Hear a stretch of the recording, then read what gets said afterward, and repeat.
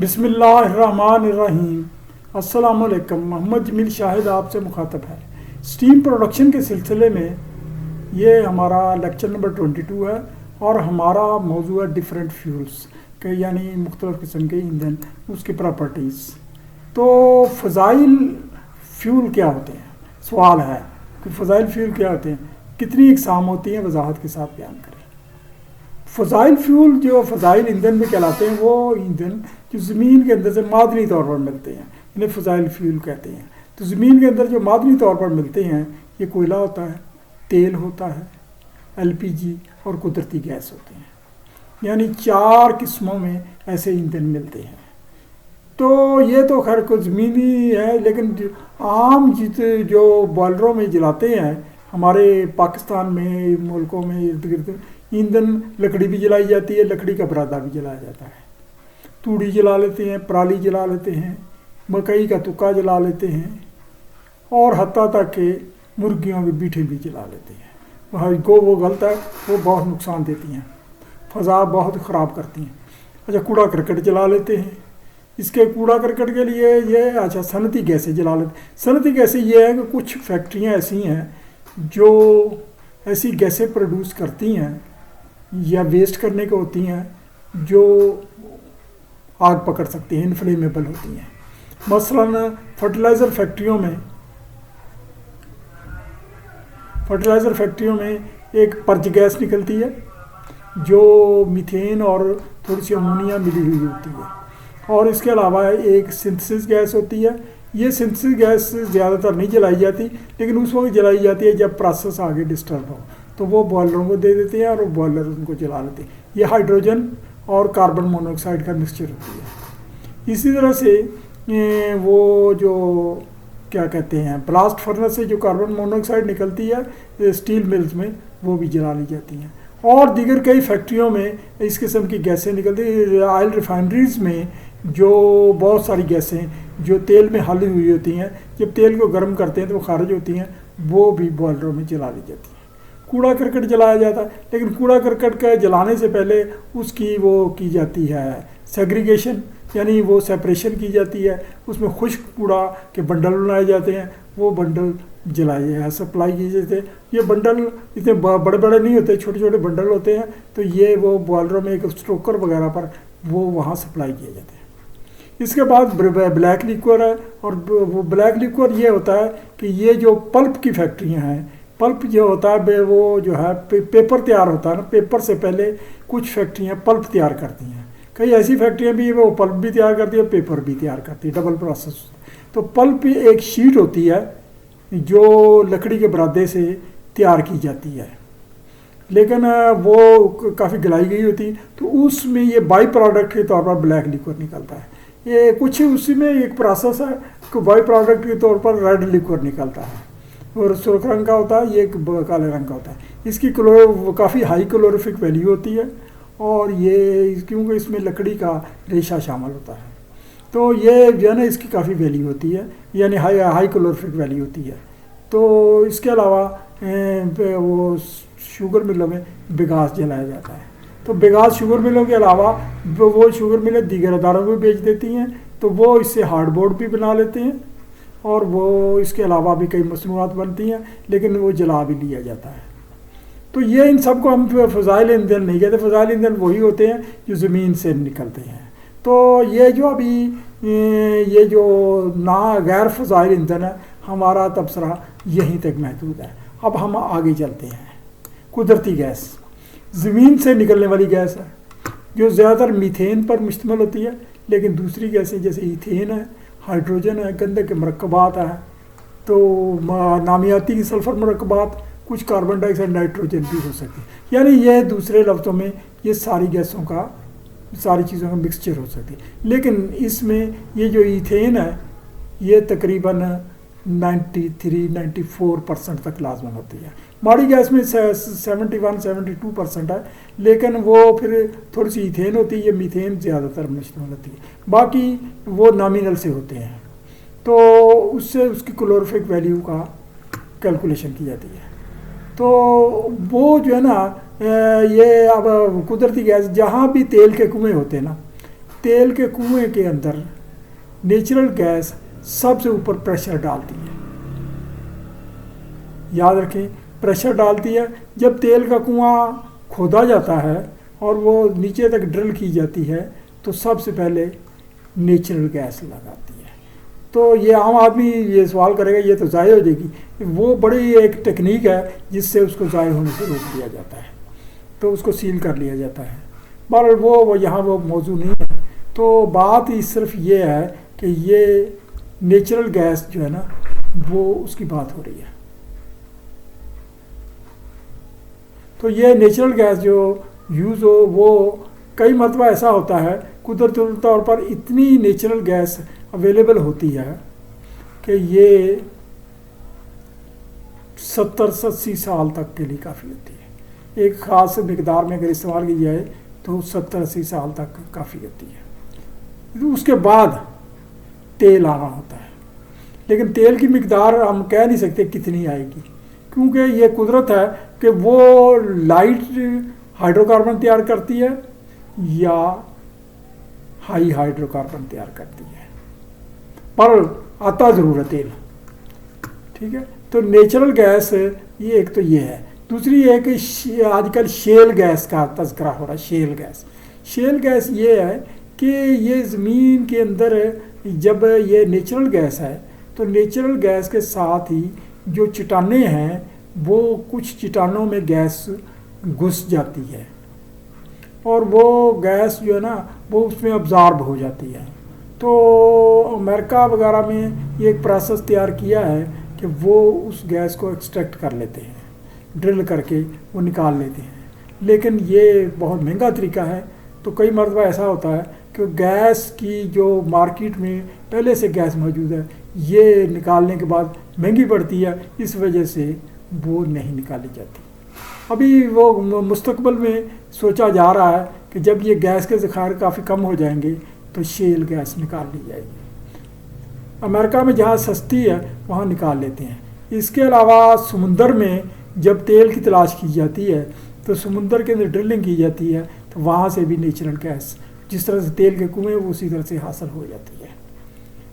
अच्छा, ये natural gas को जब बेचते हैं तो जो ख़रीदार होता है वो इसको खरीदता है BTU पर cubic foot at NTP STP standard temperature, यानी नेचुरल गैस को BTU या फिर वो BTU या फिर जाउल पर क्यूबिक मीटर ये इसके हिसाब से बेचते हैं कि यानी इसमें कितनी हीट है।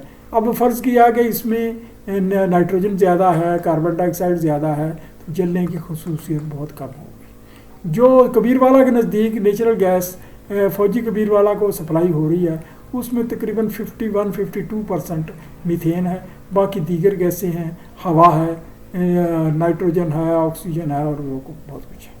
तो वो जलने के काबिल नहीं है, तो उसको जलाने के लिए दीगर ज़राए से नेचुरल गैस लेकर तकरीबन 70% तक मिक्सचर की बनाई जाती है, तो वो तब जलाई जाती है। तो इस वजह से इस तरह से वो पावर हाउस चल रहा है। अब यहाँ आपको ये एक एनालिसिस दे रहे हैं, ये एनालिसिस है, ये एनालिसिस दे रहे हैं हम एक, तो ये वो सुई गैस का है। सुई गैस का एनालिसिस 94.6% है, इथेन उसमें 1.05, एक एनालिसिस में प्रोपेन C3H8 0.28 है, ब्यूटेन C4H10 0.17% है, नाइट्रोजन 3.88 है, कार्बन डाइऑक्साइड तकरीबन 0.2 है और उस 0.2 और सम इनर्ट्स है। तो ये सुई गैस का एनालिसिस है। अब आप देख रहे हैं कि इसमें मीथेन सबसे ज़्यादा है, इथेन बहुत थोड़ी है, लेकिन ये यहाँ तक ब्यूटेन तक ये गैसें सारी जल सकती हैं। इसमें इसकी कैलोरीफिक वैल्यू कम है, इसकी ज़्यादा है, इसकी और ज़्यादा है, इसकी और ज़्यादा है, लेकिन ये मिकदार थोड़ी है, इस वजह से असल वैल्यू तो इसी की है। माड़ी गैस जो डरकी, मीरपुर और सादकाबाद को सप्लाई हो रही है फर्टिलाइज़र को, ये जो खाद बनाने की इस्तेमाल होती है उसका भी एक एनालिसिस दिया जा रहा है। मीथेन है 73.37% है, ये बहुत थोड़ी है, इथेन 1.02 है, नाइट्रोजन 17.88 है, हालांकि ये नाइट्रोजन काफ़ी ज़्यादा है। तो CO2 8.2% है, हाइड्रोजन 1.24% है। तो और कुछ इनर्ट्स हैं, इसमें सल्फ़र बहुत ही कम है, इसमें सल्फ़र मौजूद है जो यहाँ ये जो इसी खाते में आ गई है। तो ये गैस में आप देख रहे हैं कि ये कार्बन डाइऑक्साइड है और नाइट्रोजन है। तो उनको बाद में ज़रूरत है कि नाइट्रोजन कहीं से ली जाए यूरिया बनाने के लिए और कार्बन डाइऑक्साइड भी हासिल की जाए, तो उनको लेनी पड़ती है। तो इस वजह से ये काफ़ी कार्बन डाइऑक्साइड और नाइट्रोजन इसमें है, तो ये कैलोरीफिक वैल्यू तो कम है, लेकिन वो एज ए होल बहुत ज़्यादा सस्ती खाद बना सकती है। अब आते हैं LPG। ये इतना ही काफ़ी है कि ये नेचुरल गैस, ये थोड़ा सा मैं और बता दूं, नेचुरल गैस का ऑयल वेल से निकलती है। ऑयल वेल्स के बाद वो उसको अपने प्रेशर पर, जो ऑयल वेल का प्रेशर है उस पर आगे सप्लाई होती है। कई मरतबा ऐसा होता है कि इसका प्रेशर ड्रॉप हो जाता है दूर जाते जाते, तो रास्ते में बूस्टर कंप्रेसर लगाने पड़ते हैं। इसके अलावा पाकिस्तान में नेचुरल गैस और कहीं से भी हासिल की जाती है, जैसे खास खेली, बदीन और पंजाब के कई फील्ड हैं, सुबह सरहद के कई फील्ड हैं। तो ये तो सबको एक नेटवर्क, एक जगह इकट्ठा कर लिया जाता है, हेडर बना लिया जाता है, वहाँ इकट्ठा कर लिया जाता है। तो फिर कैलोरीफिक वैल्यू उसकी होती है, अकेली सुई गैस की नहीं होती। सुई मोहम्मद खान लट वगैरह वगैरह से ना गैस हासिल करके ये सारी मिक्स करके फिर कंप्रेसर से वो आगे सप्लाई की जाती है। जब सर्दियों का मौसम आता है तो पहले जो गैस सप्लाई हो रही है वो थोड़ी सी मौसम की वजह से गर्म होती है और उसके मॉलिक्यूल्स दूर दूर होते हैं। इस वजह से प्रेशर काफ़ी बिल्टअप रहता है, प्रेशर ड्रॉप नहीं होता, कंप्रेसर से आसानी रहती है। लेकिन जिनको लोगों को गैस सप्लाई होती है उनको कैलोरीफिक वैल्यू मामूली सी कम मिलती है, मामूली सी कम मिलती, सर्दियों की निस्बत मामूली सी कम मिलती है। अब जब सर्दियाँ आती हैं तो सर्दी जो सड़कों वो फ़ज़ा में सर्दी पड़ती है, तो सर्दी की वजह से पाइपलाइनों में गैस के मॉलिक्यूल्स नज़दीक नज़दीक हो जाते हैं, जिसकी वजह से प्रेशर ड्रॉप हो जाता है।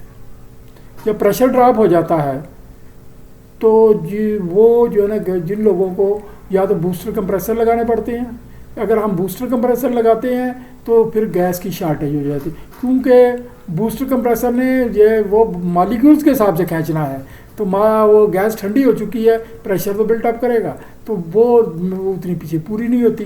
तो नतीजा ये है कि एज ए होल गैस कम मिलती है, लेकिन जिनको मिलती है उसकी कैलोरीफिक वैल्यू ज़्यादा होती है। यानी अगर प्रेशर पूरे पर मिले उसमें हीट ज़्यादा होती है, लेकिन वो तकरीबन मिलती नहीं है। अब आती है LPG। LPG भी दरअसल कुदरती गैस ही है। फ़र्क सिर्फ ये कि LPG ज़्यादातर प्रोपेन और ब्यूटेन पर मुश्तमिल होती है, ये दो गैसें होती मुश्तमिल होती है, जो मीथेन और इथेन के बाद के हाइड्रोकार्बन के दर्जे में आती है। यानी पहला जो हाइड्रोकार्बन है मीथेन है, फिर इथेन है, फिर प्रोपेन और ब्यूटेन है। ये जो है ना, ये गैस ये ज़्यादातर पेट्रोल में हल हुई होती है, नीचे यानी पेट्रोल में डिज़ॉल्व हो जाए हुई होती है। जब वो प्रेशर से पेट्रोल निकालते हैं तो ये गैस पेट्रोल के साथ आती है। अब ये पेट्रोल को अगर क्रूड ऑयल जिसको कहते हैं, क्रूड ऑयल को अगर हम पंप करें तो ये नए मसाइल खड़े करती है। ये किसी जगह मिकदार ज़्यादा हो जाती है, कम हो जाती है प्रेशर के ड्रॉप होने से, तो ये नतीजा ये है कि पंप अपनी सक्शन छोड़ देता है और या डिस्चार्ज वो बदे तरीके से करता है, मसाइल खड़े करता है। तो ज़रूरी हमारा है कि पहले इस गैस को निकाल लिया जाए। तो निकालने के लिए गैस सेपरेटर है, सेपरेटर में तेल को आम प्रेशर पर लाते हैं या वैक्यूम बनाकर और भी ड्रॉप कर लेते हैं। जब आप वैक्यूम करेंगे तो ये तेल में से सारी की सारी गैस निकल आएगी। अब उस गैस को कंप्रेस करेंगे और ठंडा करेंगे तो वो क्या कहते हैं, रेफ्रिजरेशन करेंगे, तो रेफ्रिजरेट होकर टैंकों में बतौर लिक्विड भरी जाएगी। अब यह लिक्विड का यह जो ना, अगर आप इसको फिर वो उस लिक्विड को अगर आप पंप करते हैं तो थोड़ी दूर तक तो पंप होगा, लेकिन उसके बाद फिर उसने गैस बन जाना, क्योंकि उसकी अपनी नेचर है गैस बनने की। तो ये अपने अजीबोगरीब मसाइल पैदा करेगी। तो ये इस लिक्विड गैस को, यानी लिक्विड पेट्रोलियम गैस पेट्रोलियम से निकली हुई है, लिक्विड है, और ये इस वजह से, तो ये इस लिक्विड गैस को जो अगर पंप करेंगे तो नए मसाइल खड़े करेगी, जिस तरह से पहले हमने तेल का जिक्र किया। तो नतीजा ये है कि ये इस लिक्विड को जो होता है ना, वो पंप करने के लिए, लिक्विड को पंप करने की बजाय उसको सिलेंडरों में भरकर किसी ट्रक वगैरह में शहर नज़दीकी शहरों में भेज दिया जाता है। वो सिलेंडर वो जो है ना ट्रक ले जाते हैं, और वो शहरों की एजेंसियां होती हैं, वो उनके थ्रू घरों में सप्लाई किया जाता है। तो ये एक तो तरीका ये है। दूसरा तरीका ये, कई बॉयलर्स वो इस गैस को ख़रीदते हैं एलपीजी को, तो बॉयलर्स वालों ने अपनी गाड़ियाँ बनाई होती हैं स्पेशल इसके लिए, जिसमें रेफ्रिजरेशन का भी बंदोबस्त, फ्रीजिंग का अच्छी इंस्टॉलेशन लगाई होती, रेफ्रिजरेशन की अच्छी इंस्टॉलेशन लगाई होती। तो वो अपने लिक्विड को भर कर ले आती हैं और अपने वो मकामी टैंकों में वो रख देती हैं, और वो पूरी इसी तरह से वो बॉयलर को पंप करके सप्लाई की जाती है। लेकिन पंप करके जो सप्लाई की जाती है, तो नज़दीकी जब बॉयलर के बर्नर तक जाती है तो इसको गैस हालत में ले आते हैं, प्रेशर थोड़ा सा ड्रॉप कर लेते हैं पंप का। तो ये उसी तरह से, ये मैंने सादा सी बातें की हैं, ये जो है ना एक्चुअल प्रोसेस काफ़ी मुश्किल से हो सकता है। बहरहाल तो ये मैं बता रहा हूँ को वो जब यहाँ जिक्र आ रहा है, उनको जब कंप्रेसर जल्दी ठंडी वो लिक्विड बन जाती है, लिक्विड बनाकर पंप उनको किया नहीं जा सकता, इनको तेल के कुएं की नज़दीकी जगह पर ही रेफ्रिजरेशन के जरिए अलहदा करके ये मैं इसलिए बयान कर रहा हूँ कि हो सकता है मैं कुछ बताने में कुछ बात से छूट गई हो। लिक्विड बनाकर सिलेंडर भर लेते, या तो वहाँ हाँ ये कई अदारे ऐसे हैं कि वो ऐसे हैं दूर दराज हैं, वहाँ से गैस को सिलेंडरों में पहुँचाना बड़ा मुश्किल होता है, और या ख़रीदार नहीं आते, वो इतनी इतनी दूर से नहीं, हमने हमें महंगी पड़ती, तो वो वहाँ पावर हाउस लगा लेते हैं। तो पावर हाउस लगाकर वो उसको जलाकर बिजली बनाते हैं, और क्योंकि वो फिर वही बॉयलर वाला मसला ये वो आसान सा हो जाता है, यानी वो थर्मल पावर हाउस लगा लिया और वो फिर बिजली वापड़ा को बेच देते हैं, और यही बिजली में से कुछ बिजली वो अपने कंप्रेसरों के लिए इस्तेमाल करते हैं, कुछ बिजली आगे देते हैं। अच्छा, ये नेचुरल गैस पर थोड़ी सी एक बात याद आ गई, ये बूस्टर कंप्रेसर भी आमतौर पर वो वहाँ से बिजली लेकर चलते हैं। तो वहाँ से जब बिजली लेकर चलते हैं तो आमतौर पर बूस्टर कंप्रेसर में एक गैस टरबाइन लगी होती है। तो गैस टरबाइन जब चलती है तो गैस टरबाइन अपने आगे एक बूस्टर कंप्रेसर को चलाती है, और गैस टरबाइन वहीं से ही पाइपलाइन से ही थोड़ी सी गैस लेकर चल रही होती है। तो ये आसान सा, इसमें बॉयलर नहीं लगाना पड़ता। तो ये अब हम आगे आते हैं, क्योंकि वहाँ वीरानों में बिजली नहीं मिल सकती, या तो वो बिजली के लिए फिर वो गैस टरबाइन लगाकर वो डायरेक्टली कंप्रेसर लगाया जाता है। अच्छा, ये हमने वो फार्मूला लिखे हैं, ये CH4 मीथेन का है, C2H6 ईथेन का है, ये ब्यूटेन का है, ये वो ब्यूटेन का, ये पेंटेन का है, प्रोपेन का, सॉरी। ये देखें आप, C का वैल्यू 1 है, C की 2 है, C की 3 है, C की 4 है। इसी तरीके से ये C5 जब आएगा वहाँ से लिक्विड शुरू हो जाएंगे।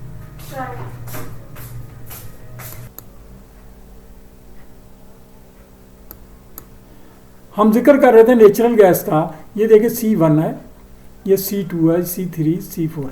तो C4 के बाद C5 जब शुरू होगा वहाँ से लिक्विड शुरू हो जाएंगे। C5, C6, ये जो है ना वो C13, ये वो, इसके साथ ये वाला ये देखिए 4 है, तो 4 का डबल होता है 8, 8 जमा 2, इसका 3 का डबल होता है 6, 6 जमा 2 8, ये 2 का डबल होता है 4, 4 जमा 2 6, 1 का डबल होता है 2, 2 जमा 2 4, यानी ये एक फार्मूला है एलिफेटिक सीरीज़ का। तो ये जो है ना अब आप देख सकते हैं। तो वो बाद में पेट्रोलियम की जब सीरीज़ शुरू हो जाती है C5 के बाद, तो उसमें लाइट पेट्रोलियम है, फिर हैवी पेट्रोलियम, और वो उसके बाद एक सीरीज़ आती है जिसमें आपके डीजल शुरू हो जाता है, फिर वो एक सीरीज़ आती है जिसमें फर्नेस ऑयल आ जाती है, उससे भी गाढ़े फर्नेस ऑयल से तेल वो लुब्रिकेंट्स में आ जाते हैं, लुब्रिकेंट से भी गाढ़े आखिरकार सॉलिड आ जाते हैं। तो सॉलिड में वैक्सेस होती हैं और आखिरकार बिल्कुल एंड पर ना बिटुमेन असफाल्ट बच जाता है, काले रंग का मटेरियल बहुत गाढ़ा सा और जल्दी बल्कि सॉलिड समझो। तो वो दीगर कई मकासद सड़कें बनाने के काम आ जाता है, यानी कोलतार बन जाती है, सड़कें बनाने का काम आ जाता है। वैसे तो कोलतार कुछ और भी होती है लेकिन ये भी आती है। अच्छा, इन गैसों के अलावा जो मैंने बताया बाई प्रोडक्ट गैसें भी जल सकती हैं। तो बॉयलर के लिए मसलन वो स्टील मिल में ब्लास्ट फार्नेस से कार्बन मोनोऑक्साइड हासिल होती है, फर्टिलाइज़र फैक्ट्रियों में पर्ज गैस सिंथेसिस। इसके अलावा रिफाइनरी में भी ये जो तेल है जो पंप किया गया तो रिफाइनरी में जाकर जब गर्म किया जाता है फिर और गैसें छोड़ता है, तो वो गैसें वहाँ भी बॉयलर में जला ली जाती हैं। तो वो स्पेशल बर्नर लगाए गए होते हैं। तो वो बर्नर जो है वो मुस्तकिल नहीं आती, बहुत कम मुस्तकिल आती। तो बर्नर को उनको जब सप्लाई नहीं मिलती तो बंद कर देते हैं, दीगर गैस पर लोड डाल देते हैं। अच्छा, अब ये अगला जो है ना ये मौजूद कोयला जो है ये ज़्यादातर खालिस कार्बन पर मुश्तमिल होता है। अच्छा ये गैस के सिलसिले में एक बात करता हूँ, गैस कैसे पैदा हुई और वो ये तेल और गैस का जो रिश्तेदारी है कैसे बन गई। ये तहकीक साबित हो गई है कि जब दरिया या झीलों में दरिया गिरते हैं तो कोई समुद्री मखलूक होती है या दरियाई मखलूक होती है, जैसे झींगे हैं, वो शल वाली सिपियां हैं और इस किस्म के मटेरियल हैं। वो जो जानवर उसके नीचे रोज़ाना मिट्टी आने से दरिया अपने साथ मिट्टी लाता है, वो दब जाते हैं। तो दबते जाते हैं वो ये जो है ना ऑर्गेनिक मटेरियल होता है, दबते जाते हैं तो वो बिल्कुल निचली तहों में चले जाते हैं ऊपर से। ये सदियों का अमल होता है। तो सदियों के अमल के बाद उनके शल में जो कैल्शियम के मरकबात होते हैं वो ऊपर आ जाते हैं, तो वो तेल और गैस नीचे रह जाती है। यानी इसमें यहाँ याद रखने की ज़रूरत है कि इसमें वो जो कीड़े मकोड़े, हशरात, बैक्टीरियाज ये इनसे तैयार होती है। इस बारे में रिसर्च हो चुकी है, तजर्बात किए जा चुके हैं और वो बना ली गई है गैस और तेल। ठीक, तो ये जो है इस तरीके से है। तो ये अब हम कोयला पर आते हैं। अब कोयला का भी मैं बता दूं, पहले कोयला कहाँ से मिलता है। कोयला में ये है कि पहले बहुत ज़माना पहले कोयला जो है जंगल होते थे, काफ़ी सारे बड़े बड़े दरख्त होते थे लंबे लंबे।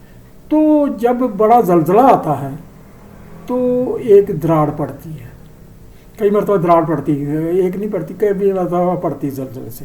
तो दरार का मतलब है कि ज़मीन के अंदर बहुत बड़ा गार सा बन जाना, गैप बन जाना। तो वो जंगल ज़मीन के बैठने से वो जंगल ज़मीन में गर्क हो गए। वो जब गर्क हो गए तो कोयले की तरह सर गैस की थे, उन जानवरों की तरह ऊपर मिट्टी इम्तदाद ज़माना के साथ मिट्टी आती गई और नतीजा ये कि वो भी प्रेशर के, ज़मीन के मिट्टी के प्रेशर के नीचे आ गए। अब प्रेशर के साथ ज़मीन नीचे गर्म होती है, ज़मीन का नीचे कर्श गर्म है, तो गर्मी से वो जल जल कर कोयला बन गए। उनको ऑक्सीजन नहीं मिली लेकिन हीट मिली तो वो कोयला बन गए। अब वो कोयला बाद में वो निकाल लिया जाता है। तो कोयले में जो बहुत ज़्यादा दबाव में आए वो एंथ्रासाइड बन जाता है, और जो हल्के दबाव में आए उनमें पत्ते वगैरह थे वो उसमें गैसी मटेरियल भी आ जाता है। तो ये आगे भागे सदियों ज़मीन के अंदर हाई टेम्परेचर हाई प्रेशर की वजह से वजूद में आए। तो ये आगे ये शायद वाक़या ये हुआ हो कि मुख्तलिफ ज़लज़लों ज़मीनी तगैयुरात में जंगलात ज़मीन की गहराइयों में दफन हो गए। इस कोयला में कार्बन के अलावा कुछ मिकदार में दीगर अनासर मुख्तलिफ मरकबात की शक्ल में शामिल होते हैं, जो हाइड्रोजन, नाइट्रोजन, गंधक, फास्फोरस, कैल्शियम वगैरह के मरकबात हो सकते। इसमें गंधक तो जल जाती है और फास्फोरस और कैल्शियम नहीं जलते। तो ये सब ने, ये मरकबात ने, ये हाइड्रोजन का वो बाई प्रोडक्ट बनता है वो H2O, नाइट्रोजन का NO2 और गंधक का SO2, SO3 और फास्फोरस का वो भी मरकबात बन के ये चिमनी के रास्ते कुछ खारिज होने देते हैं, कुछ ये बारी होते हैं, ये नीचे बैठ जाते हैं। कोयला कीमियाई चीज़ है, उसकी जलने की खूबसूरत वजाहत करता है। कोई जिस तरह से गैस की BTU नाप लिए जाते हैं, कोयला का एनालिसिस किया जाता है और एनालिसिस की रेट पर कोयले का कीमत लगती है। बल्कि इसके अलावा भी कुछ तरीका, मतलब कोयला की कैलोरीफिक वैल्यू है वो भी निकाली जाती है। इससे बनने वाली वो अगर 1 किलोग्राम कोयला है तो राख कितनी हासिल होगी जलने के बाद, और गर्दो गुबार ये कितना निकले, ये सारा एनालिसिस दिया जाता है। इसके साथ जब बॉयलर में ये इस्तेमाल करना होता है तो इसके साथ कई और इंतजाम, इसको हैंडल कैसे करना है और स्टोर करने के क्या इंतजाम हैं, ये सारे करने पड़ते हैं। या अच्छा ये याद रखें कि कोयला भी वो जो तूड़ी की तरह, पराली की तरह जो कोयला के साथ डस्ट होती है वो उस तरीके से जलने के इम्कान होते हैं, यानी आग लगने के इम्कान होते हैं, तो इसको छत के नीचे स्टोर किया जाए तो बेहतर है। मादी कोयला की मज़ीद कुछ इकसाम, अब हम कोयले की इकसाम बयान करते हैं। अच्छा, कोयले के बारे में एक बात करें, ये जो बॉयलर्स कोयला इस्तेमाल करते हैं उनको कोशिश होती है कि वो एक ही कान से कोयला हासिल करें, क्योंकि वो जब एक ही कान से कोयला हासिल करते हैं तो उनको मालूम होता है कितनी इसमें कैलोरीफिक वैल्यू क्या है, इसमें कंटेंट्स क्या हैं, और हमें क्या क्या इक्विपमेंट लगाने पड़ेंगे उनकी हिफाजत के लिए, हमारी चिमनी से क्या हासिल होगा, तो वो उसके हिसाब से तैयारी करके रखती हैं। तो वो उसी पर ही एनालिसिस करते हैं। रेट बढ़ने से रोकने के लिए वो कई सालों का वायदा कर लेते हैं ताकि रेट वही रहे। तो कोयले में जो है, अब हम कोयले की तरफ आते हैं, तो कोयला भी जो एंथ्रासाइट है, एंथ्रासाइट कोयले की काफ़ी बेहतरीन किस्म है। ये याद रखें, कार्बन की बेहतरीन किस्म में कोयला है। तो कोयले के बाद जो उससे प्योर फॉर्म है वो होती है ग्रेफाइट। यहाँ मौजूद नहीं है, हम उसकी खूबियाँ नहीं बयान करेंगे। ग्रेफाइट के बाद मज़ीद जो प्रेशर में आ जाता है, टेम्परेचर प्रेशर में आ जाता है, वो हीरा है, इसको डायमंड कहते हैं। अब डायमंड फिर कई किस्मों में आ जाता है, इसमें एक ब्लैक डायमंड होता है, एक वो दीगर डायमंड होता है, तो इसकी मज़ीद 3 अक़साम होती है। अच्छा, डायमंड के बारे में ये कहते हैं डायमंड बड़ा कीमती होता है, सख्त भी होता है, ये शीशे को भी काट सकता है और शीशा इसको नहीं काट सकता। इसके काटने के और तरीके हैं, उसके लिए डायमंड की ही वो बिट इस्तेमाल होती है। और तो डायमंड कीमती इसलिए होता है कि इसका रिफ्रैक्टिव इंडेक्स इतना बेहतर होता है कि काफ़ी देर रोशनी स्टोर कर लेता है, ये रोशनी इसके अंदर स्टोर हो जाती है। तो इसका मतलब कोई औरत जिसने डायमंड का वो हार पहना हुआ है तो वो किसी रोशनी वाली जगह पर गई जहाँ वो लाइट जल रही है, तो जब वो बाहर निकलेगी सड़क पर, जब रात का अंधेरा है, तो उसके वो हीरे चमकेंगे। वो चमकने की वजह से ही उसकी कीमत पड़ती है कि वो लोग देखेंगे ये क्या है, क्या जा रहा है। तो यही है। सोने की भी इसीलिए वैल्यू होती है कि सोना दीगर मौसमी असरात से वो अपनी चमक ख़त्म नहीं करता। अच्छा, ये आ गया एंथ्रासाइट। ये बेहतरीन किस्म का कोयला, इसमें ज़्यादा कार्बन होती है और दीगर कंटेंट कम होते हैं। अब इसकी आगे 3-4 किस्में निकाली गई। मेटा एंथ्रासाइट, इसमें 95 to 99% कार्बन होती है। इसकी कैलोरीफिक वैल्यू भी ज़्यादा होती है, लेकिन इसके साथ ही जलने में दिक्कत पैदा करता है। जलने में दिक्कत से मतलब यह है कि इब्तदाई तौर पर ये जलने में जल्दी इसको आग नहीं लगती इब्तदाई तौर पर, क्योंकि बहुत सख्त होता है, सॉलिड होता है। तो ये यानी उसके बाद तो फिर वो डाला जाता है, जलता रहता है, तो इसकी कैलोरीफिक वैल्यू ज़्यादा होती है। ये जो क्या कहते हैं स्टील मिल्स, जहाँ हाई टेम्परेचर ज़रूरत होता है, ज़्यादातर यही कोयला इस्तेमाल करते हैं। एंथ्रासाइट यही है, ये आम नॉर्मल को इसको एंथ्रासाइट कहते हैं। ये मेटा से मतलब ये है कि बहुत ही अच्छा। तो एंथ्रासाइट इसमें 90 to 95% कार्बन होती है, इसकी कैलोरीफिक वैल्यू मुनासिब सी होती है। ये सेमी एंथ्रासाइट, इसमें तकरीबन 85 to 90% तक कार्बन होती है। कोयला के दर्जे वाले एग्जाम में 2 to 14% वोलेटाइल मटीरियल होते हैं। वोलेटाइल मटीरियल का मतलब है ऐसी कोयले की दर्जों में गैसें हालिशुदा होती हैं जो गर्म करने पर कोयला जब आग लगती है तो वो निकलती हैं और वो उनको आग लग जाती है। ये वोलेटाइल मटीरियल कोयला को आसानी से जलने में मदद देता है। ये इन सब एग्जाम की यानी वो BTU ज़्यादा 14,000 BTU पर पाउंड होती है।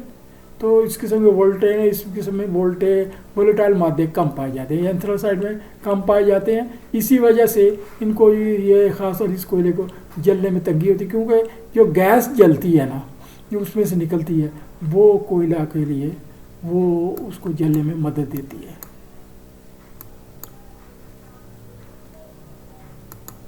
दूसरा कोयला है बिटुमेन, बिटुमिनस। ये कोयला दूसरे दर्जे का होता है। इसमें भी कई ग्रेड होते हैं जो लो टू हाई वोलेटाइल होते हैं, यानी इसके अंदर वोलेटाइल मटेरियल उस कोयले की निस्बत ज़्यादा होता है, लेकिन वो लो भी होता है, हाई। इस किस्म के कोयले क्लोरोफिक वैल्यू 10,500 से 14,000 BTU होती है। ये कोयला जो इंडस्ट्रियलिस्ट है वो बजाय एंथ्रासाइड के बिटुमिनस कोल को ज़्यादा पसंद करते हैं, क्योंकि ये जलने में देर नहीं लेता, जल्दी जल जाता है। इंडस्ट्रियलिस्ट कोयला को ज़्यादा पसंद करते हैं, इससे वोलेटाइल मादे ज़्यादा पाए जाते हैं, ये बिटुमिनस कोल। तो ये सब बिटुमिनस इस तरह हल्के ग्रेड का कोयला होता है। इसकी क्लोरोफिक वैल्यू 8,300 से 10,500 BTU पर पाउंड होती है। लिग्नाइट, ये कोयला की अदना किस्म है जिसमें क्लोरोफिक वैल्यू 63,000 BTU पर पाउंड तक होती है। हमारे पाकिस्तान में ज़्यादातर ये 3 किस्में मिलती हैं। इससे वो इस वजह से ये फाउंड्रियों के लिए काबिल कबूल नहीं। फाउंड्रियों के लिए हमें कोयला इंपोर्ट करना पड़ता है। अब सादा सी बात है कि कोयला भी हम फाउंड्री के लिए इंपोर्ट करें और ख़ाम लोहा भी इंपोर्ट करें, तो फिर हम वो स्टील सस्ता कैसे बनाएं? तो मसाइल खड़े हो जाते हैं, ठीक है। तो ये अजीबोगरीब मसाइल है, तो वो ये एक अलग मौजू है। अच्छा, कोयला की ये सबसे घटिया किस्म, कोयला घटिया तरीन किस्म पीट, इसकी क्लोरिक वैल्यू ये इससे भी कम होती है, और ये लिग्नाइट जलने में बहुत मिसाइल खड़े करते हैं। इसके अलावा भी कोयले में ये एक चारकोल होता है, यह आम लकड़ी का कोयला, लकड़ी जलाकर कोयला हासिल किया जाता है वो। इसके अलावा भी कई हड्डियों का कोयला भी निकालते हैं, वो दीगर मकासद के लिए, वो आमतौर पर जलाने के लिए कम इस्तेमाल होते हैं, और वो अब्जॉर्बिंग के लिए वैसलों में इस्तेमाल होते हैं, वो दीगर उनके मसाइल हैं। इन सब के अलावा कोक एंड चारकोल भी कोयला की एक। कोक क्या होता है? कोक ये होता है कि ये जो है ना बिटुमिनस को सॉरी एंथ्रासाइड जब कोल को जलाया जाता है तो या बिटुमिनस के, तो उसके जो होते हैं वोलेटाइल मैटर वो काफ़ी उड़ जाते हैं। तो उस कोयले को बजाय पूरा जलने के हासिल कर लिया जाता है, यानी ऑक्सीजन वो एक हिस्से में उसकी ऑक्सीजन रोक कर वो हासिल कर लिया जाता है। तो वो कोयला इसमें वो VM वोलेटाइल मटेरियल बिल्कुल नहीं होता। तो वो कोयला वो फिर बाद में बेच लिया जाता है। छोटे जो पावर हाउस हैं, छोटे फैक्ट्रियाँ वो खरीद लेती हैं कोक स्टील मिलों से कोल गैस हासिल करने के बाद बच रहने वाला कोयला होता है, यानी वो उसको गर्म किया, कोल गैस निकल गई, बाकी बच गया। जबकि चारकोल दरअसल लकड़ी का कोयला होता है। दोनों या तो छोटी घरेलू किस्म की छोटी सनतों में जलाने के या माइनिंग इंडस्ट्री और पानी की सफाई की सनतों में इस्तेमाल होता है। बॉयलरों में कोयला को जलाने का कदीम तरीका बदल गया है। अच्छी किस्म का कोयला अब पाउडर बनाकर पुलवराइज बर्नर के ज़रिए जलाया जाता है, और राख को कंबस्शन चैम्बर के निचले हिस्से में डंप किया जाता है। वो कोई सिस्टम होता है, वो राख नीचे डंप हो जाती है, यानी वो टिल्टेड सा एक सिस्टम बनाया जाता है। राख खुद बहुत उसमें घुसती चली जाती है, और नीचे यानी जो पावर हाउस लगाया जाता है उसके नीचे एक वो क्या कहते हैं तहखाना बनाया जाता है।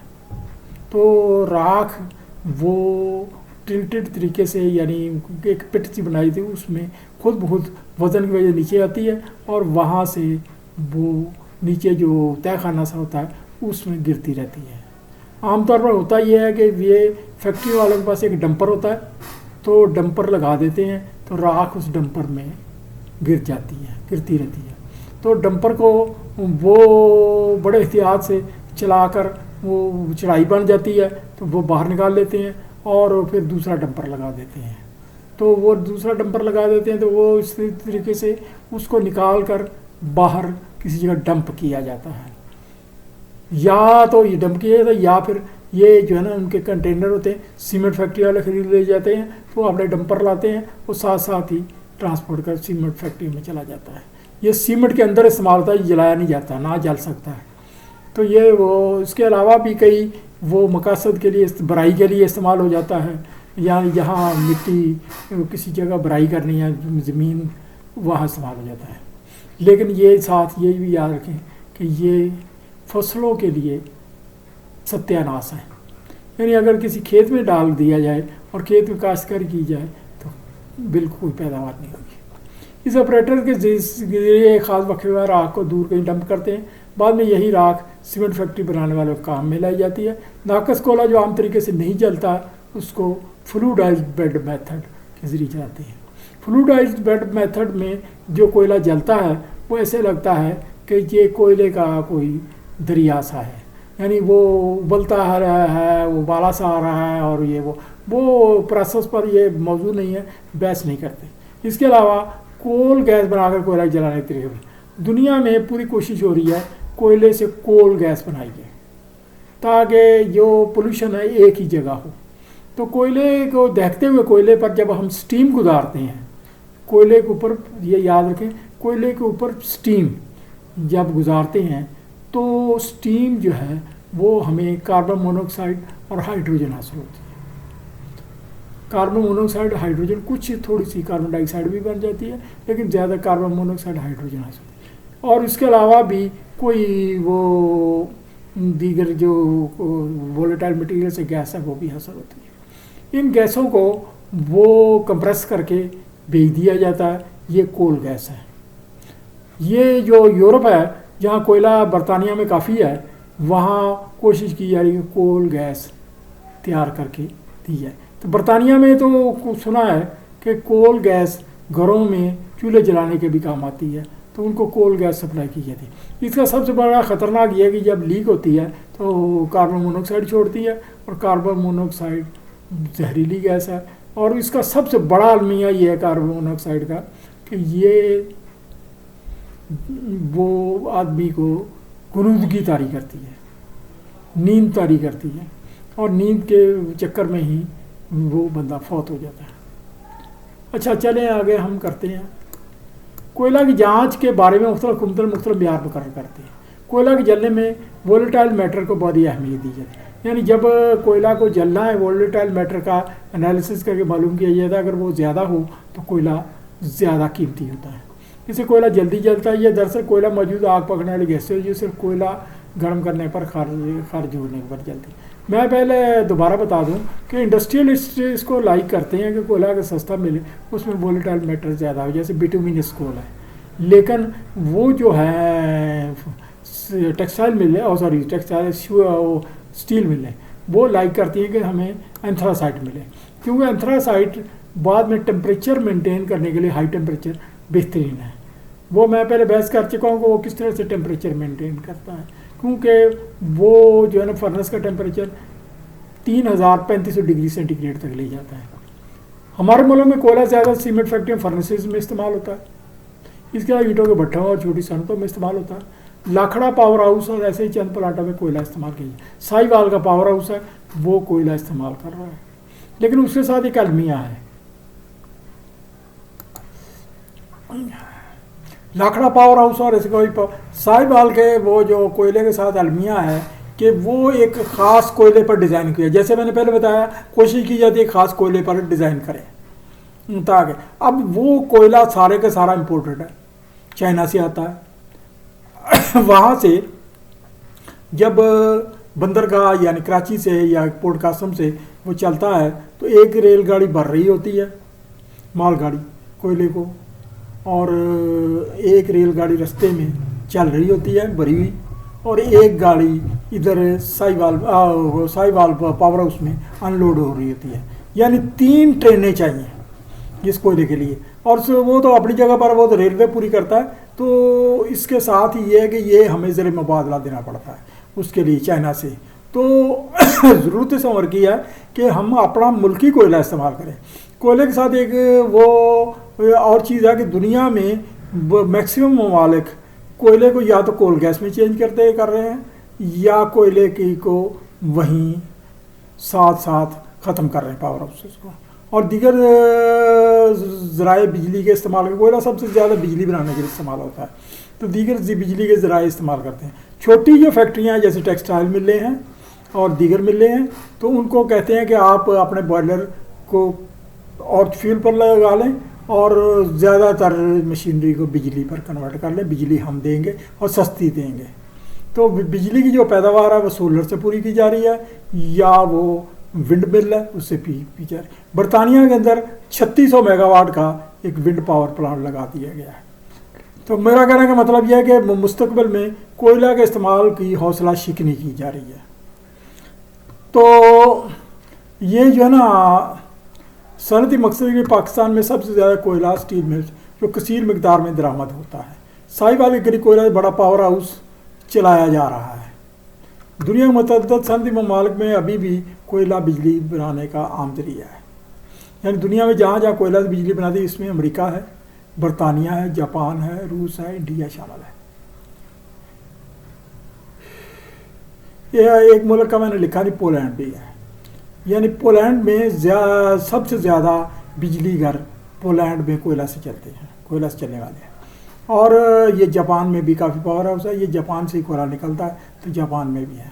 तो बरतानिया में भी काफ़ी कोयला है। तो ये कोयले की दास्तान तो बहुत लंबी है।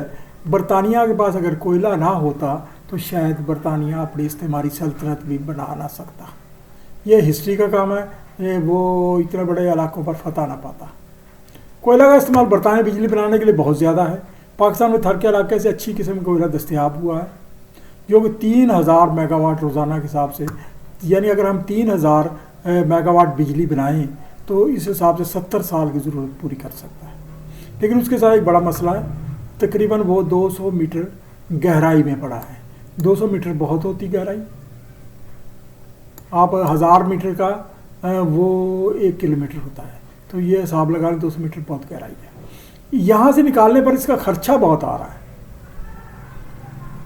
वो एक प्रोसेस इख्तियार किया गया है वहाँ कि कोयले को नीचे जब वो ऊपर से मशीनरी से वो निकाला जाता है तो उसको पाउडर बना लिया जाता है नीचे ही। तो पाउडर को फिर पानी डाला जाता है, तो पानी से गीली हालत में ऊपर पंप किया जाता है। तो पंप करने के बाद उसको मुख्तलिफ टैंकों में डाल दिया जाता है। तो वो टैंक जो है ना धूप की वजह से वो टैंक में जब सूख जाते हैं तो नीचे खुश्क कोयला हासिल होता है। बहुत लंबा प्रोसेस है, कई किस्म के टैंक बनाने पड़ते हैं, कई जगहों पर स्टोर करना पड़ता है ताकि ये एक बैच वाइज तैयारी की जा सके। ये तो एक तरीका राइज है। कोयला गहराई से कोयला निकालने में दुनिया में नंबर 1 जर्मनी है। जर्मनी में कोयले की कानों में इसी तरह कोयला निकाला जाता है। तो बहरहाल जो कुछ भी है, पाकिस्तान में इंडस्ट्रीज़ को ज़्यादा अच्छा तरीके से सीखना पड़ेगा। कोयला के कोयला के इस्तेमाल में जो सबसे ज़्यादा चीज़ माने है वो उसकी एयर पोल्यूशन है, फ़ज़ाई आलूदगी है, एयर पोल्यूशन विद ऐश। दूसरी ऐश की पोल्यूशन है। मसलन ये जो ऐश है अगर हम किसी खेतों में भराई के लिए इस्तेमाल कर दें तो खेत का सत्यानाश हो जाएगा। हाँ, किसी बिल्डिंग जो प्लाजा बन रहा है, बिल्डिंग बन रहा है, उसमें कहीं भराई करनी है और वो वहाँ मौजू है। इसके अलावा वो जगह जो पहाड़ों के नज़दीक है वो मौजू है, इसके ऊपर फिर हमें एक तय आम सादा मिट्टी की बनानी पड़ेगी। सीमेंट फैक्ट्री वाले पोल्यूशन वेस्ट को सीमेंट में खपा कर हल निकाल लेते हैं। इसके अलावा कोयला की स्टोरेज करना पड़ता है, पिसाई यानी छोटी करनी पड़ती है, बंकर के जरिए ट्रांसफ़र जैसे मसाइल, मुख्तलिफ बंकर होते हैं बड़े बड़े, उनके अंदर ट्रांसफ़र के मसाइल होते हैं। आमतौर पर पावर हाउसेज तक रेलवे लाइन के जरिए रेलवे लाइन बिछाई जाती है। जैसे ये साहिवाल के पावर हाउस में रेलवे लाइन अंदर तक जाती है, रसाई दी जाती है। क्योंकि बिजली बनाने के सोलर एनर्जी, विंड एनर्जी, एटमी एनर्जी और दीगर ज़राए के इस्तेमाल का रुझान बढ़ रहा है। आपके नॉलेज के लिए बता दें कि दुनिया के अंदर सबसे सस्ता बिजली बनाने का जरिया है जिस पर वो क्या कहते हैं, टाइम भी कम लगता है ज़्यादा पावर हाउस लगाने में और बिजली भी की लागत भी कम आती है, वो एटमी एनर्जी है, एटमी पावर हाउस है। एटमी पावर हाउस से आप जल्दी पावर हाउस लगाकर, वैसे तो सबसे सस्ता वो हाइडल पावर है, डैम की बिजली, लेकिन वो तो तकरीबन काफ़ी से, लेकिन 5-5, 6-6, 7-7, 8-8, 10-10 साल लग जाते हैं। जबकि असवान डैम तकरीबन 15 साल में मुकम्मल हुआ मिस्र में। तो ये वो लंबे चल रहे हैं। तो अगर आपने आसानी से बिजली बनानी तो आपको एटमी बिजली घर मुनासिब रहता है। इसलिए बैन अवी तौर पर तंजीमों की तरफ से कोशिश है कि कोयला से बिजली बनाने पर पाबंदी लगा दी जाए। इब्तदाई तौर पर नए पावर प्लांट पर पाबंदी लगेगी। इन्हें यानी फ्यूचर ये है कि नए पावर प्लांट पर वो पाबंदी लगा देंगे, और हम तो वैसे ही IMF के गुलाम, IMF ने इतना कहना कोयले पर कोई बिजली करने लगे, हमारा कोयला बेकार। क्योंकि नया पावर प्लांट हम वो नाकस कोयले पर लगा सकते हैं, लगाना चाहें तो, लेकिन वो जब इजाज़त नहीं देते तो फिर क्या है। कोयला जलाने का एक और हल निकाला गया कि एक ही जगह कोल प्लांट, गैस का प्लांट लगा कर गैस से पावर हाउस चला जाए। अब लाजमी तौर पर है कि ये कोल गैस का प्लांट जहाँ कोल मिल रहा है वहीं लगाया जाएगा, उसके नज़दीक ही। वहाँ अगर दूसरी दूर जो लगाएंगे तो कोयले को वहाँ पहुँचाने के लिए अखराजात भी आएंगे। अब हम आते हैं फर्नेस ऑयल की तरफ। ये तेल दरअसल पेट्रोलियम के मायाती लिक्विड प्रोडक्ट होते हैं। ये जैसे मैंने इस पर बात कर ली है पहले, तो यहाँ मैं वो आपका वक्त नहीं ज़ाया करना चाहता। तो प्रोडक्ट में एविएशन स्पिरिट है, पेट्रोल है, मिट्टी का तेल और डीजल के सब भारी तेल होते हैं। तो ये फर्नेस ऑयल होता है। बॉयलरों के लिए इस्तेमाल होने वाले तेल को फर्नेस और रेजिड्यूल ऑयल का भी कहते हैं। तो इसको वो क्या कहते हैं, हाई क्रूड ऑयल, वो जो है ना, इसके लिए स्पेशल इस्तेलाह होती है। तो तेल की खुसूसियात में तेल को जो इस्तेमाल किया जाता है फर्नेस ऑयल के लिए, वो सेडिमेंट चेक किए जाते हैं कि उसमें दीगर अज्जा क्या आ रहे हैं। विस्कासिटी है, विस्कासिटी की अपनी डेफिनेशन आप वो देख लें कि वो बहाव कितना, वो कि मतलब ये गाढ़ा कितना है, गाढ़ापन है। वो फ्लैश पॉइंट है। फ्लैश पॉइंट की तशरीह मैंने पीछे एक लेक्चर में अभी कुछ देर बाद कर रहे हैं, लेक्चर में आ जाएगी। फायर पॉइंट है और पोर पॉइंट है, इसकी तशरीह आगे आएगी। मसलन कार्बन, फिर इसके अलावा कार्बन देखी जाती है कि इसमें कार्बन कंटेंट कितने हैं। और वो अच्छा, ये राख जो है, कुछ राख ऐसी होती है कोयले के साथ ही आई होती है, उसमें मिक्स होती है, वो जलती नहीं है, वो अलग ही हो जानी होती है। लेकिन ये राख ज़्यादा हो जो कोयले के साथ हो तो ये कीमत कम करती है। तकसीदी डिस्टिलेशन यानी जो वोलेटाइल मटीरियल है वो कितने निकलते हैं, जो खसूसियात और हैं। फिर वो कसाफ़त इजाफ़ी यानी उसकी डेंसिटी है, हीटिंग वैल्यू है, ये सारा कुछ शामिल है। तेल में मौजूद सल्फ़र की ज़्यादा मकदार भी उसकी वैल्यू कम करती है। तेल में जितनी ज़्यादा सल्फ़र होगी उसकी कीमत कम हो जाएगी, क्योंकि ये पोल्यूशन बहुत करता है। सल्फ़र एनालिसिस भी अहम है। सल्फ़र का एनालिसिस करना, तो सल्फ़र को रिमूव करना भी हमें, ज़्यादा सल्फ़र से फ़ज़ाई आलूदगी में इजाफ़ा होता है। तेल की जलाने के साथ जो मसाइल वाबस्ता हैं उनमें सबसे पहले तेल की सप्लाई बहाल रखने के लिए स्टोरेज टैंक बनाने पड़ते हैं। आपके पास स्टोरेज टैंक चाहिए। और मुस्तकिल अगर सप्लाई है, जैसे लाल पीर पावर हाउस है या और पावर हाउस या फर्नेस ऑयल से चलते हैं, तो वो कोशिश ये होती है कि तेल अगर आपका रेलवे स्टेशन तक आ गया है वो टैंकों में, तो वहाँ से पंप किया जाए। तो जो डेली जो तेल वो इस्तेमाल करते हैं उसको डे टैंक कहते हैं, रोज़ाना की ज़रूरत जो पूरी करता है। तो तेल की मुस्तकिल सप्लाई के लिए रेलवे लाइन को रेलवे स्टेशन तक और सड़क की रसाई ज़रूरी है। यानी वो अगर तेल को दूर पावर हाउस है वहाँ पहुँचाना है तो रेलवे लाइन रेलवे स्टेशन से पावर हाउस तक हो, और वहाँ एक सड़क भी हो, और सड़क भी इसी है। बॉयलर में तेल इन्हीं बर्नरों के जरिए जलाया जाता है जो गैस जलाने के इस्तेमाल होते हैं।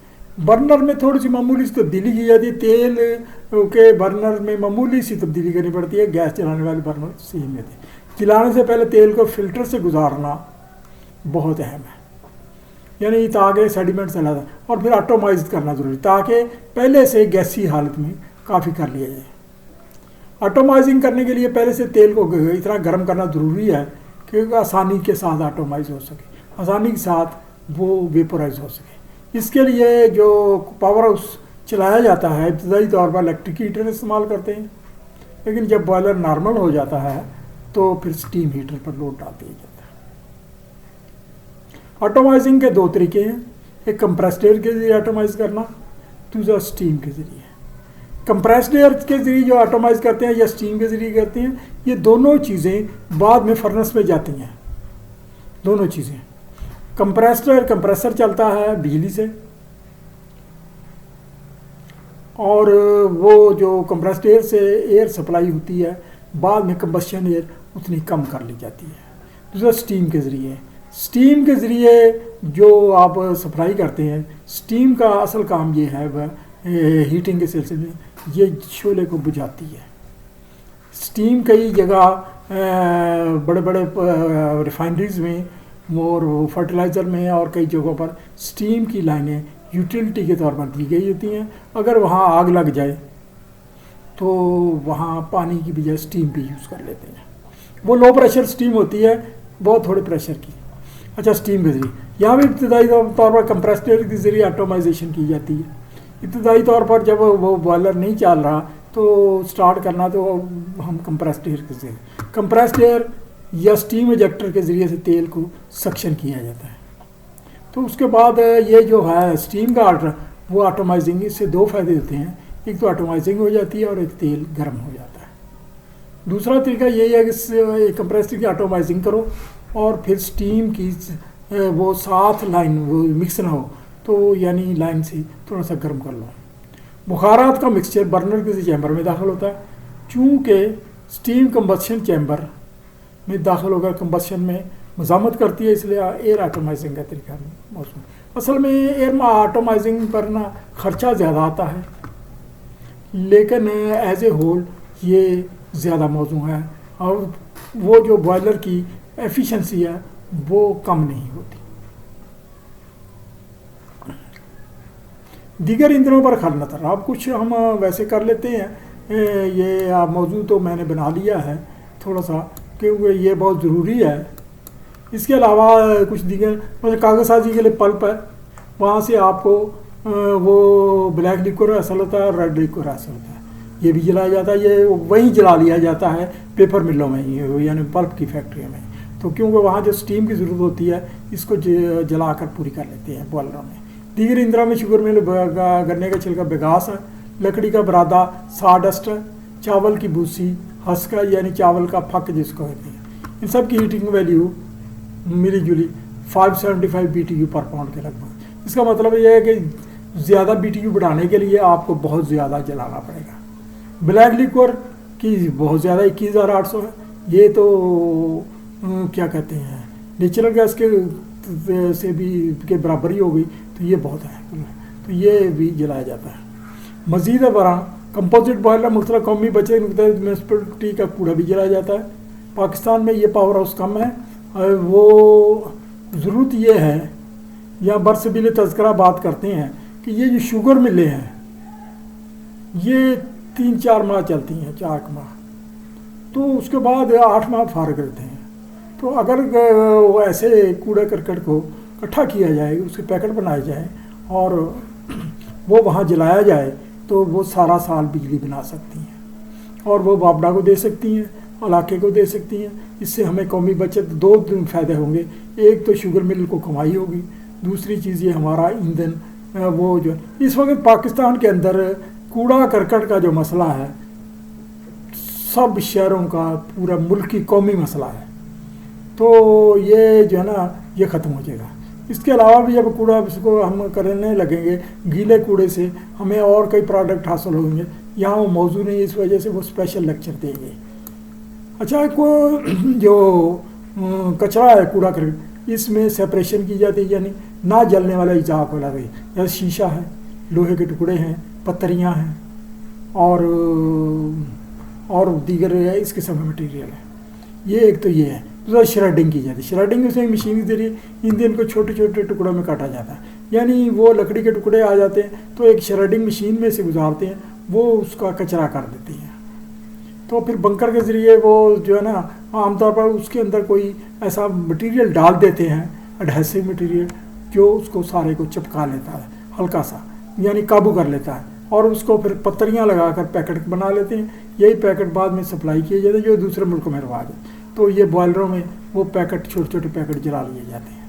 अब मैंने आपको कहा था कि मैं वो कुछ चीज़ों की तशरीह बाद में करूँगा, उसमें इम्पॉर्टेंट है विस्कासिटी, तो आपको वैसे कहीं से मिल जाएगी, तो मैंने ये 3 मौजू ये रखे हैं, ये flash point, fire point, pour point, ये बहुत अहम है।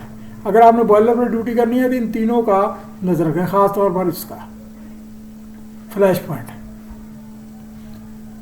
ये वो टेम्परेचर होता है जिस पर आग पकड़ने वाला माय लिक्विड जैसे पेट्रोल होता है इतने बुखारात छोड़े कि आग पकड़ने के लिए काफ़ी है। यानी एक पेट्रोल है तो पेट्रोल का खुला डब्बे में पड़ा हुआ है, तो एक शख्स सिगरेट जलाता है उसके करीब, तो वो पेट्रोल के वेपर्स वहाँ से उठ रहे होते हैं। वो पेपर जो पेट्रोल के वेपर्स उठ रहे होते हैं तो बाहर एक्सप्लोजन मिक्सचर बना रहे होते हैं। तो ये जब एक्सप्लोजन मिक्सचर बना रहे होते हैं तो वो एक्सप्लोजन मिक्सचर को आग लग जाती है और जो पेट्रोल टैंक में पड़ा है या वो किस कंटेनर में पड़ा वो भी आग पकड़ लेता है और जो शख्स करीब है उसको भी आग लग जाती है।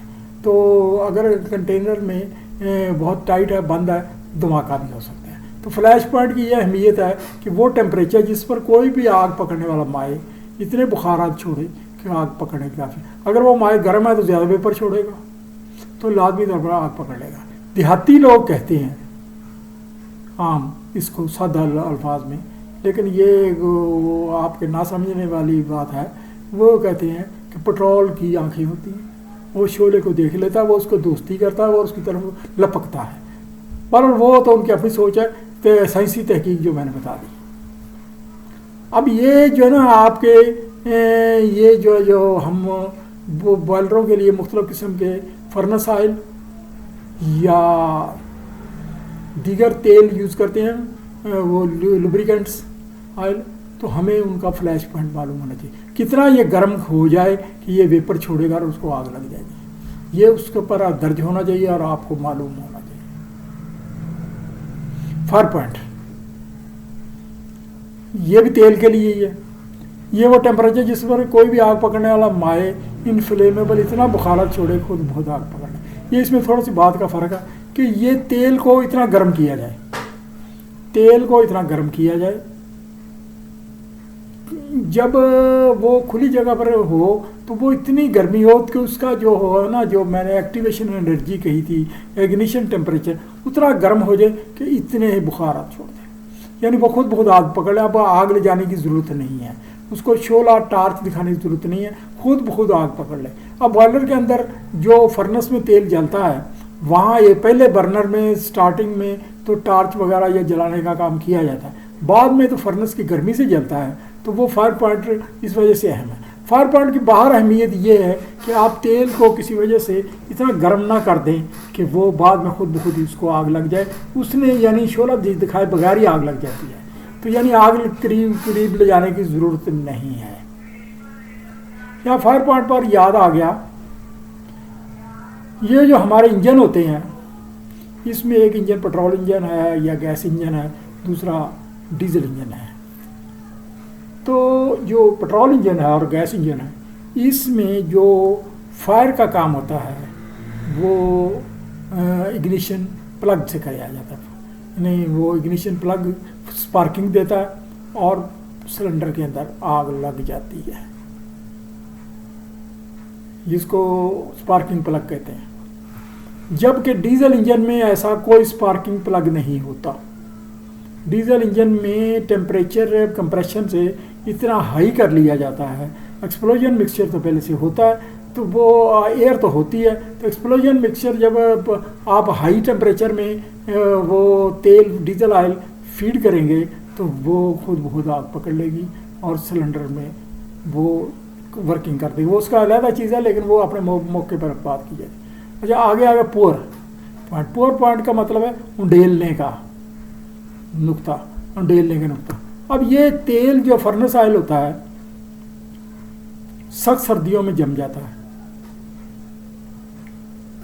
वो एक ख़ास मिकदार जब गर्म करते हैं वो टेम्परेचर पकड़ता है, तो उसको जब उंडेलते हैं, जैसे ये कप से आप चाय उंडेलें या किसी, तो वो एक ख़ास टेम्परेचर पर वो बहना शुरू कर देता है।